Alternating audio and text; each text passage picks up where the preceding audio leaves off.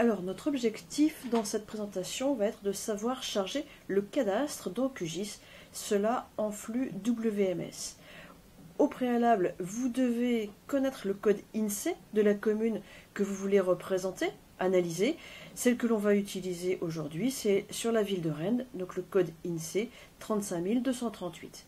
Vous devez aussi peut-être copier cette adresse URL http://inspire.cadastre.gouv.fr/scpc/ le code INSEE qu'on remplacera par 35238 dans notre exemple, .wms.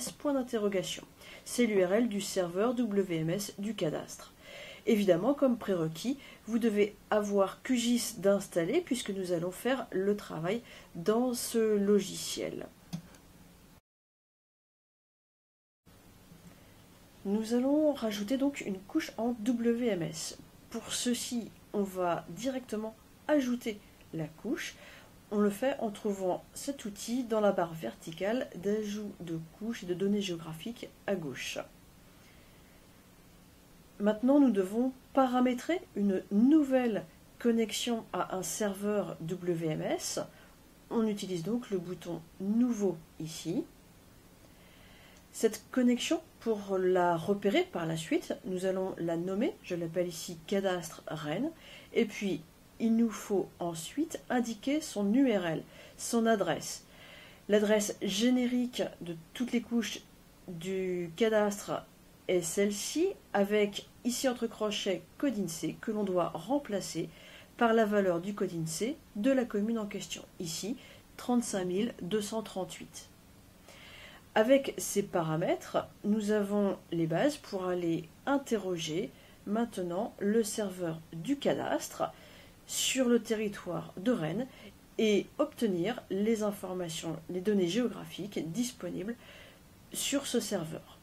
On valide donc ici notre fenêtre et puis nous allons nous connecter au serveur ainsi précisé. La connexion se fait correctement et on voit toutes les informations disponibles.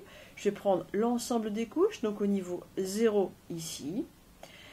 Je vais simplement changer le système de projection, passer en Lambert 93, donc code EPSG 2154. Je valide cette fenêtre et maintenant je peux ajouter mes couches dans la carte ici. Je fais fermer. Et j'obtiens le cadastre sur la ville de Rennes.